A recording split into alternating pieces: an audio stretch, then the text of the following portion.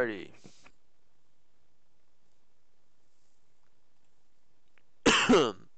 Okay, now we're gonna join a practice session. 20-minute session should be enough. And there's cars in there. Might be able to use that. Might be something in there that I need to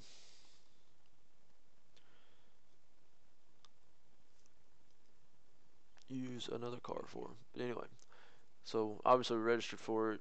Joining the session. It's gonna prompt me. Actually, I don't think you're gonna be able to see this. So it's gonna prompt me if I want to use a Rift, and I'm gonna click no for this one.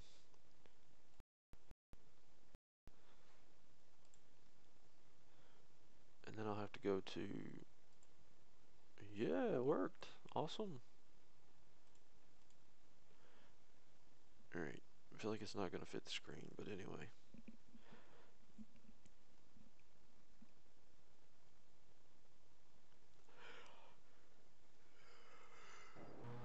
Oh yeah, the car had hydraulics on it.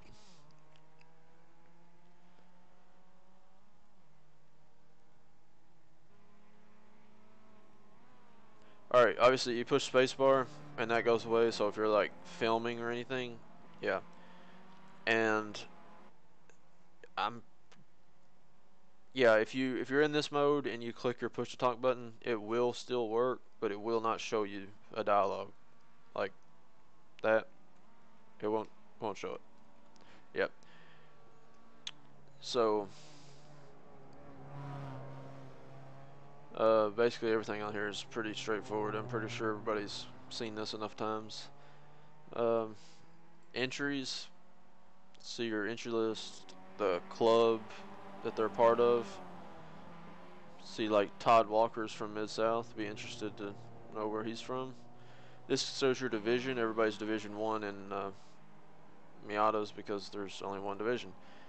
And if you're in a higher series that has more divisions, it's because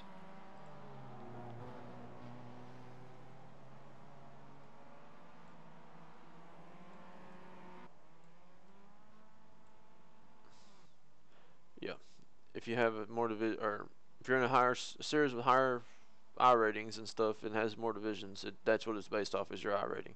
This is your ping, depending on where the server is located, your ping and your quality of connection, and this is your incidents.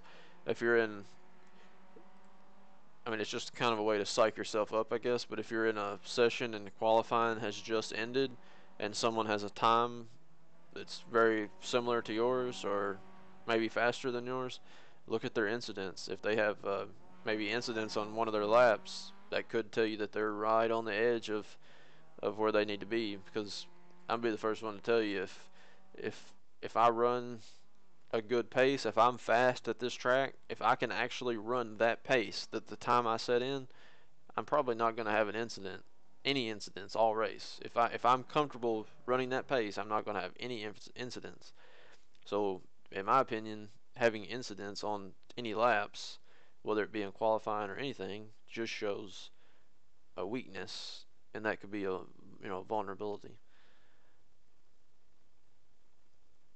So yeah, so if they're really close to your time, so maybe like you had a 55.6 and they had a 55.8, come over here. I don't even know who was on pole. Can't pronounce his name. He had 14 incidents. Todd Walker had 6 incidents. So, in my opinion, my money's on Todd Walker, and all these guys are leaving to go to the race. But like I said, my money's on Todd Walker because he had less incidents. But you never know, he may only had 6 laps, and this guy may have had 40 laps. So in a practice session, it's not very accurate. But in a qualifying where everybody's only got 2 laps, if he had 14 incidents on 2 laps, that would be impressive.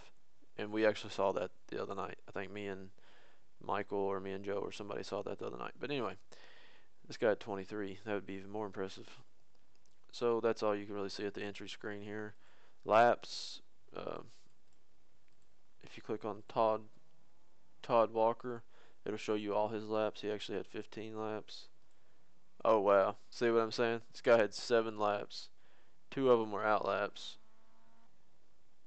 and he had 14 incidents. And Todd Walker had how many? 12? 15. Oh, no, sorry. I clicked the wrong button, didn't I? Yeah, Todd Walker had 15 laps. So, yeah, my money's on him. But anyway, go to results. It shows the results, obviously. Info. This is a very important screen to look at. Always look at that track temperature. Before you ever go out, that can give you an idea of how you need to drive your car. To not eat the tires up or to really use them up and really push it because there's lots of grip. Higher temperature is less grip, lower temperature is lower grip, and you may adjust the tire pressures accordingly to this. Usually I'll raise the tire pressures, depends on what car, but some cars need more tire pressure, some cars need less tire pressure for uh, colder or hotter temperatures. Um, just depends. It's just something you have to learn. And obviously you can pick between different cars here. You can go between different cameras.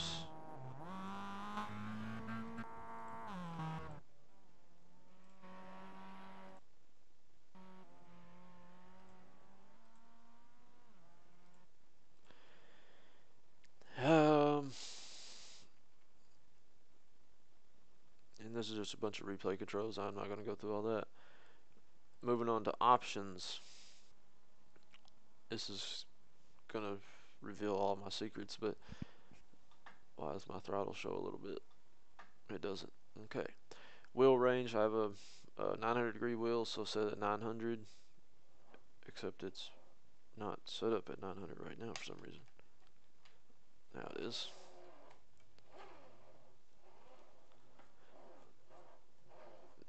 Now, this is going to be kind of funny, and this has nothing to do with what I'm doing here, but I'm just going to put this out there a little bit. When I first started playing iRacing, I had my wheel set to 90 degrees. Okay? And I would drive the balls off of a Miata, and I was fast, but I just wasn't elite fast.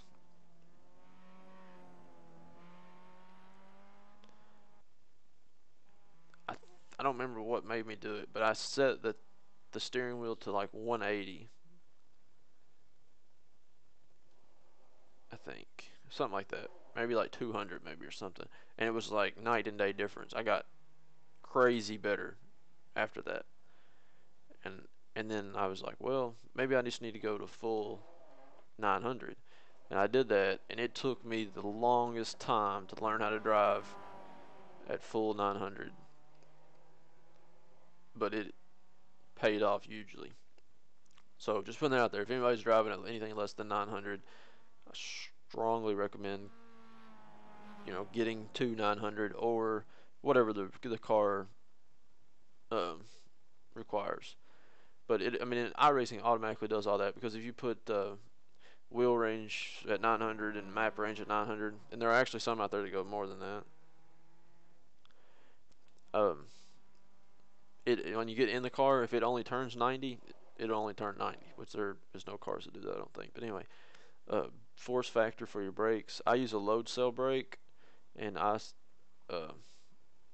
iRacing at the bottom down there, it recommends to zero out for load cell, and it does make a big difference. If you watch the red bar on the right hand side over here, I've got the pedal just barely down, just the blade of my foot on it basically right there. If you slide this, you see what it does there, and I basically have to stand on it to get it to do anything. But at the top, it just, yeah. Anyway, I like it at zero, and there's a little knob on my pedals that I can adjust to really fine tune it, but I don't see all the need in that. Not pro or nothing. Enable force feedback. If you don't have that checked, I think we need to have a serious talk. Use linear mode. Don't use that unless you have like a direct drive, I think. Maybe the new Fanatec's, I'm not sure. Dampen oscillations. Sometimes your wheel will go jiggy jiggy jiggy back and forth like that. That's what that's for. Mine used to do that, but it doesn't anymore. Auto right here. If you run a few laps and run a few laps at the track and then come back and click auto, it'll set your force feedback strength where it needs to be to avoid clipping. Minimum force and damping you can set according to what iRacing forums say. There's a trillion different threads about it. Uh, it actually tells me to put the dampening or damping at 20%, I think, but for some reason I have it at 0. I've been trying that lately. I don't really know if it does anything or not, but anyway, use the H pattern shifter in the Miata. I think it's pretty important to use custom controls for this car on every car. That way you can jump into a Miata and it's already set, or you jump into a GTE car and it's already set for paddle shifters. But anyway, sensitivity, I don't care nothing about none of that. Tilt driving, that's really important if you play iRacing on your phone. It's April Fool's joke here a while back. Auto visor tear off. Um, I didn't know we had visors in Miatas, but I know we had windshields. But anyway, windshield tear offs. Look left and right. Nah, that stuff's not important to me. I use a Rift, so you might set those to do whatever. Driving aids, of course, only one.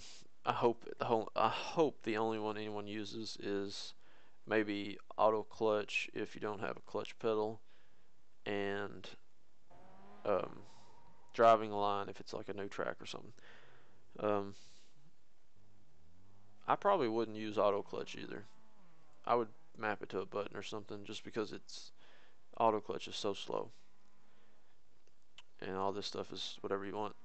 Options here, you can set up all of this stuff. That's all advanced stuff. If you have any questions about this stuff, just ask me.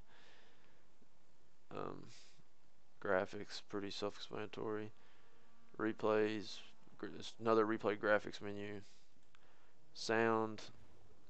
Oh yeah, while we're here, enable voice chat. Everyone, even if you don't have a mic, needs to enable voice chat.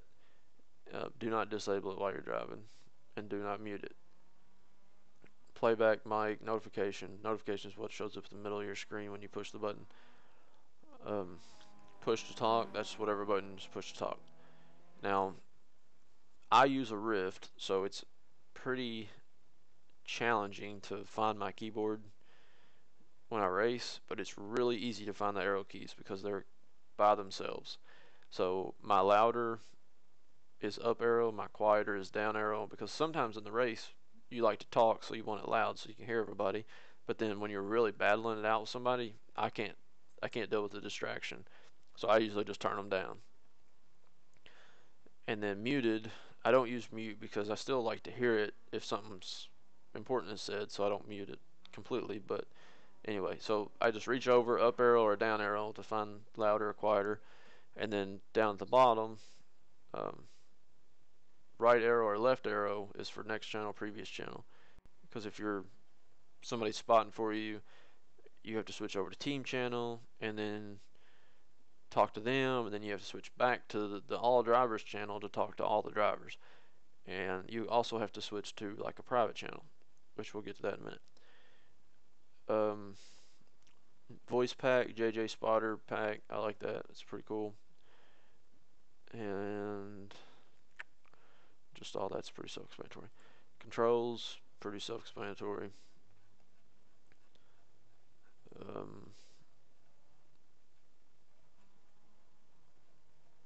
Yeah. Alright, so I'm gonna go ahead and jump in a car.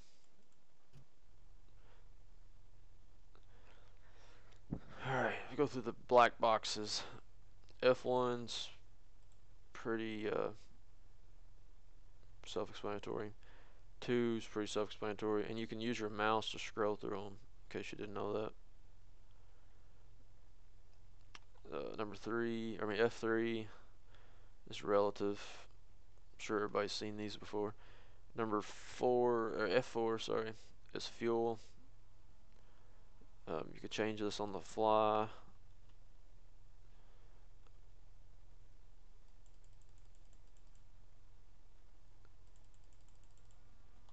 But it only takes effect when you pit. Sorry, I was trying something different there with the control. But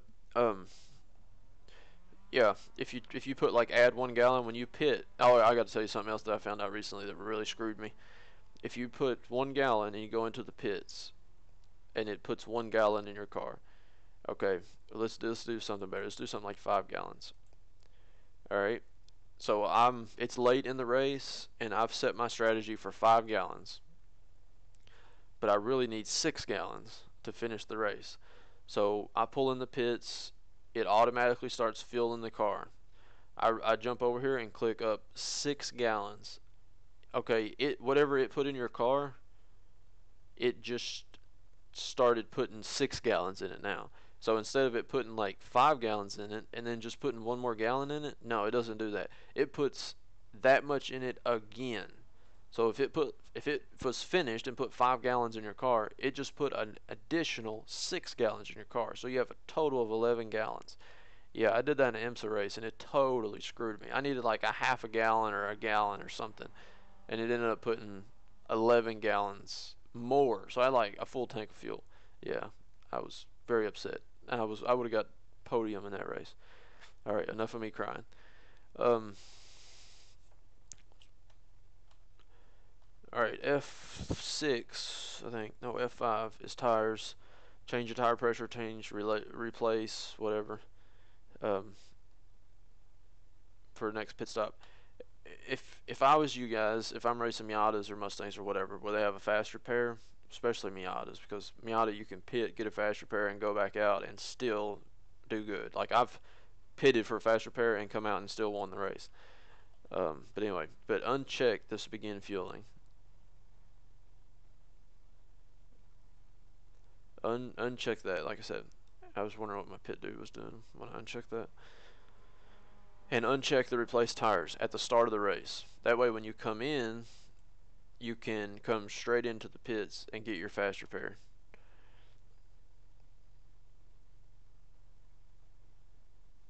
This is just your tire info. When you come into the pits, it'll update this information so you'll know how much you have left and how much how much temperature. Alright, F9 is on the fly graphics adjustments. You can adjust rear view, right side, left side mirror, the position it's in. Alright, now this is a good feature everybody needs to go. At the radio screen, it shows all the radio channels, and you can delete these or whatever you want to do. I don't know if you can delete them, but you can disable them. Yeah, you can delete them up here. Delete, no, yeah, whatever. Alright, so I always just use my number because it's easiest to remember, but if me and you join a race session and we want to talk to each other, if I want to talk to anyone, I just say, hey, join 421, but don't say it in public because other people join it, and there's no way to know. Not that they would care, but you know. So join 421, type it in, push enter, and it adds it to your list. Now look over here on the left hand side where my chat box is, and when I click my right arrow, it goes to drivers, team, club, private, which I don't understand private, so I don't understand that, and then 421. So now if we talk on 421, only us hear each other. Alright, that's all those. Up in the right hand corner is your frames meter. Mine's locked at 84. Wish I could tell you what the L means, but I can't. I do know the F is your force feedback. If that ever turns red, that means you're clipping and your motor, you're trying to use too much force. Trying to use too much strength in your force feedback setting. That's why it's important to use the automatic feature, because that'll set it up per track perfect after you run a couple laps. Q is your quality. P is your ping, I think. I don't know. I could be wrong. I'm not sure about that. That's all. That stuff's all in the forums. It's not important to me unless I have an issue. Go ahead and go to the garage.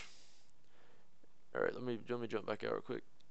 If you're spotting for someone in this top screen area right here, it's going to have a thin blue line that says like stop spotting, I think, or start spotting, and then it'll say stop spotting when you're spotting. If you click that, it goes to a live feed. What you see right now is not live, even if it says it's live. It's not actually live. There's about a 3 to 4, probably more closer to 2 to 4 second delay in the stream and what you're seeing. I mean, in reality and what you're seeing.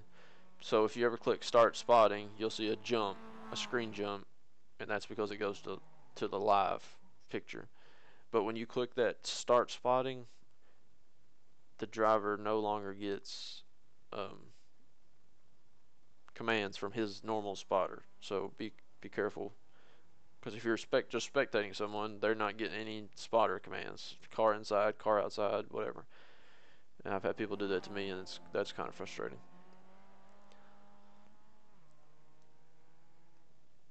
Um, anyway, go to garage now. Yeah, that's what I was gonna do. When you do click start spotting and you click garage, you see this little green box that just went away right there. Okay, if you're spotting for someone, you can click that green box, and that makes you their crew chief, and then you can load a setup or edit the setup or do anything you want to do in here. And sometimes that's useful because the other night I tried to load a setup. Obviously, this is fixed setup race. I didn't know that at the time, but I tried to load a setup and it wouldn't let me because it won't let me access them, and I couldn't figure it out. But we got into the race and we didn't have time to exchange setups outside of the sim, so we got in the race and I was like, I'll just load it in for you, and I went to load the setup but it couldn't because yeah, it's fixed setup. But that's where it could be useful. If you jump in a session, it's like, hey, try this setup. You throw a setup in it for somebody and let them go out and bang on it for a little bit. You can export setups, which is just an easier way to share it. Or not, it's not easier way to share it, it's a easy way to display the setup. Um, Tire pressures, got your last hot pressure. So if you come into the pit, that's going to show your last hot pressure. Um, it's going to show your temperatures just like that F6 box or F5 box, whatever. Tread remaining, same thing. Corner weight, ride height, different settings to change. Fuel, tow, anti-roll bar, and it's just fixed setup race at the bottom. Should say at the top, but it doesn't.